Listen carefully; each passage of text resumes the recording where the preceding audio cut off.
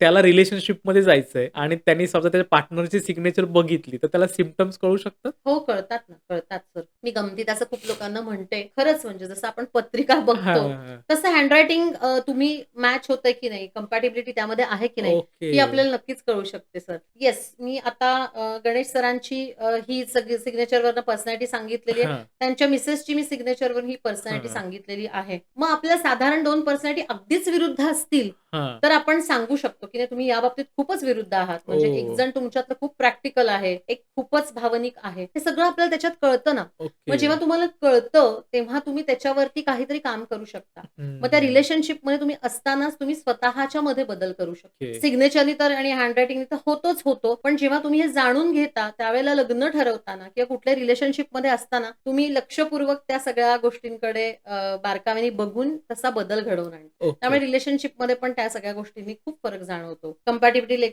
Check करण्यासाठी पण हां. लोकं बघतात ना, दोघांचे सिग्नेचर्स देतात आणि बघायला सांगतात आपल्याला, ओके. की आहे का आम्ही एकमेकांसाठी तसे एकमेकांसाठी योग्य आहोत का? ओह! असं बघायला सांगतात काही लोकं.